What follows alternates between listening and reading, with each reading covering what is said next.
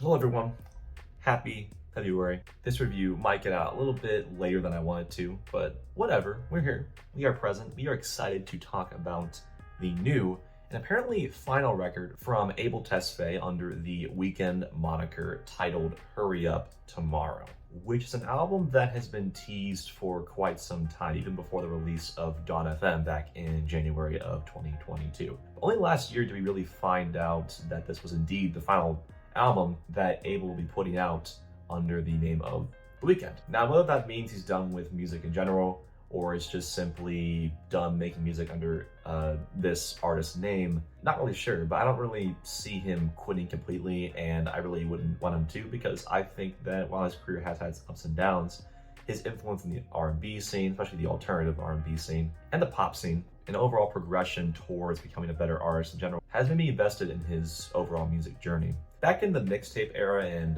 Kissland time period, when Weeknd was probably best known for being signed with Drake's record label, it was easy to see how big of a cultural splash the R&B sound would make in the ensuing years with Abel as the blueprint, as the frontrunner. And then with Beauty Behind the Madness and Starboy, he basically fully transitioned into the pop sphere while still retaining a bit of that alternative R&B, noir edge, and the results were very mixed. While there are some amazing hits off of these records, like the Starboy track, like I Feel It Comin', like The Hills, or even In the Night, they didn't really have the cohesiveness that even a standard album normally has. The lyrics are becoming more and more repetitive with these drug-fueled, depressing love stories. Then 2020 rolls around and he drops After Hours right before the COVID era began, which definitely affected the overall success of the album and commercial viability of it, or one would think, except that Blind Light's sitting at over like 4 billion plays on Spotify, so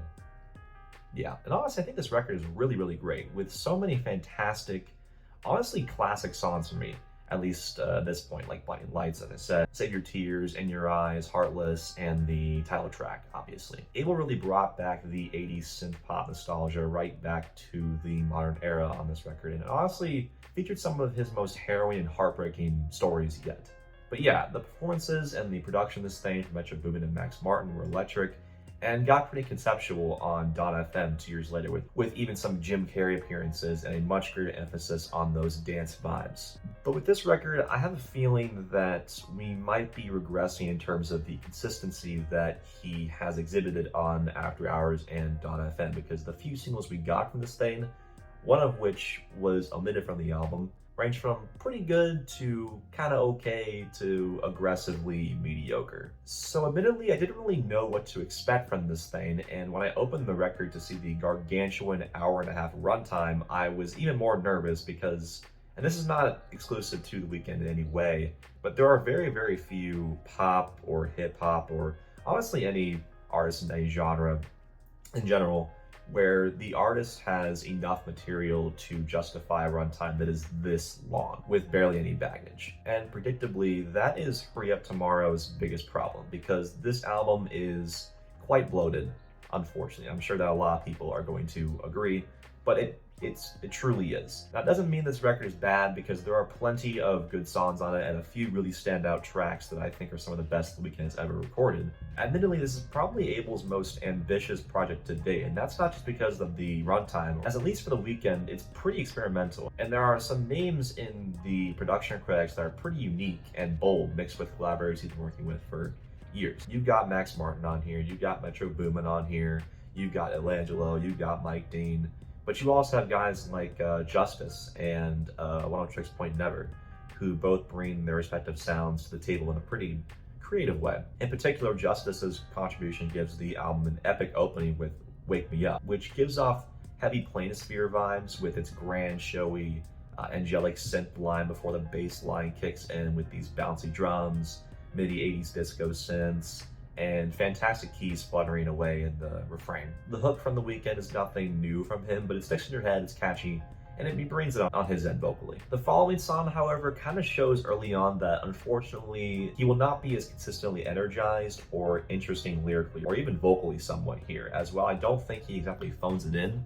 He doesn't sound quite as passionate or into it as he does in some other songs here. And honestly, the songwriting here, you cry for me, I cry for you, whatever, you give me sympathy, you're the mystery. These lyrics he could write in his sleep every time he even thinks about any woman, and it's not engaging after the millionth time that he's done a song like this. I do like the sparkling keyboards on here that have a starry flare to them, and the hi-hats from Metro Boomin are crisp and nice, and the heavy distorted synth throughout is a nice touch too, but the melody isn't quite as strong for me. After the weird and kind of out of place I can't fucking sing interlude, we got Sao Paulo, which I am thankful is definitely still top 3 worst tracks in the album at least, as when I heard this as a lead single, it did definitely have me worried. Although listening to it without watching that horrendous music video definitely helped. I apologize if I just reminded you that that exists, but it is out there, and that shit is probably the most disturbing thing I've seen since, like, Hereditary. But yeah, the Anita feature is honestly maybe the best part of the song, as the production here just feels like the most generic mix of like reggaeton or like a Brazilian funk kind of beat mixed with a synth line from Mike Dean. The synths here do have a more horrifying edge to them, but the lyrics are kind of just like hypersexual just for the fuck of it, and there are some vocal effects placed in the Weeknd that sound kind of garish and just not good. And the Anita feature, while it isn't bad, it could have been applied in a much better way. But the album does bounce back with the song Open Hearts, which might have the best production on the entire project, which hits an instantly awesome dance crescendo around when Abel belts out the chorus. The thumpy, catchy synth bass line here has such a great nighttime disco vibe, similar to a song off of like .fm but on steroids. The beat is magnetic, and it will definitely be a huge song this year. I'm just sure of it. However, what will hopefully not be a huge song this year is Reflections Laughing, featuring Florence and the Machine, oddly enough, but also Travis Scott, who vocally brings one of his worst features point blank period. The deep voice modulator he's using makes him sound like he's a fucking like vigilante hacker putting on like an anonymous dark filter on his voice to hide his identity.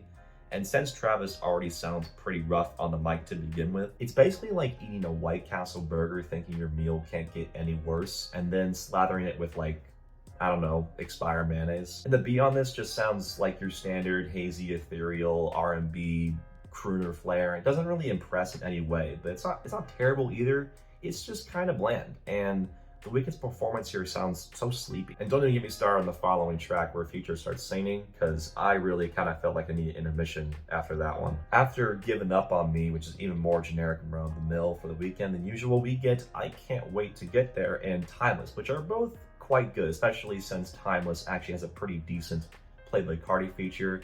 And considering I have never been a Playboy Cardi fan in my entire life whatsoever, that's pretty high praise from me. I also like Weeknd's lyrics and inflection on here, as he exhibits some high charisma without making me roll my eyes. The beat is suitably starry and glitzy with its electronic synths. The only thing that holds this track back a little bit is that while the Weeknd is charismatic on the track, the sacrifice that is made is that his mic presence and overall enthusiasm on the track is kind of dull and a little bit too low-key. Meanwhile, I Can't Wait to Get There is probably the best and deepest songwriting on the record, where the Weeknd sort of dives into his come up in the music industry as a singer, and how his poor financial status was a huge barrier for him. The soul sample fits really nicely with the tone of the song. It kind of adds a Sade-esque quality to the track that I like a lot. Soon after, we finally once again have a standout banger with the track Take Me Back to LA, which has these futuristic, buzzing, distorted synths and a bit of a low-key 80s vibe. The melody is slower and more melodic, and it feels like a song you might vibe to in like the downtown part of your city at like 3 a.m. on cruise control or something like that. It's very entrancing. And the Weeknd's vocal ascension on the back is, ooh, yeah, it's very nice. But after this, we still have another 6 tracks to go, and the length of the record is really starting to bear down on me personally by this exact point. I just don't think that the Weeknd's songwriting is good enough to justify such a long project, even if the production is solid most of the time.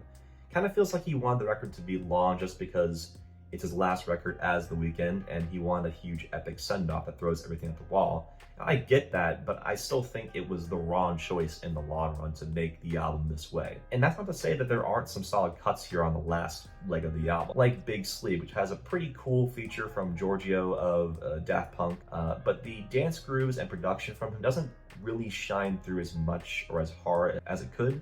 even if the song structure and melody of the track is more unique in the track listing here. But songs like Give Me Mercy and the title track, and especially Drive, do little to nothing for me and are just kind of passable. The instrumentals don't really pop or exhibit the experimental edge that some of the other songs have boasted. Drive in particular has one of the most lyrically anemic hooks on the entire record, as Abel informs us that he really just wants to drive. Whether it's a normal drive or a Draken drive is up for debate, but still, that is the sentiment being conveyed here, unfortunately. And what's also kind of shocking is the extremely middling vocal performance from Lana Del Rey on The Abyss, which is befuddling because not only was this collab teased quite a bit, but Lana has a great voice. So I'm surprised that on a Weeknd song, she sounds a bit amateurish, honestly. So yeah, the last leg of this record is just more dull and forgetful than the rest of the overall experience. And although I've seen a lot of love for the final title track on the record that finishes it off, it just sounds very melodramatic with its piano chords cycling around. It just didn't really impress me or wow me as much as I really kind of wanted it to. Overall, the weak ending for this record makes it one of the more frustrating projects from Abel. To capitalize on the hype of this being his final project under the Weeknd moniker, he really wanted this to be the most grandiose and legendary album in his catalog. But in doing so, I think he blinded himself to the importance of trimming an album down to its best qualities. As a result, while this project definitely has his most ambitious work yet and some great highlights on it, the bloated length, the generic songwriting, and inconsistent performances leaves this record being simply an okay finale to the Weeknd's discography. I give it a 68. I think it's decent and has some worthwhile songs on it, but you definitely feel that runtime and then some. But what did you guys think? Was this a send-off for the Weeknd that you were hoping for? Do you still get nightmares from that Sao Paulo music video like I do? Let me know in the comments below. Like, subscribe, hit the notification bell, all that good stuff. And I will see you guys next time. Bye.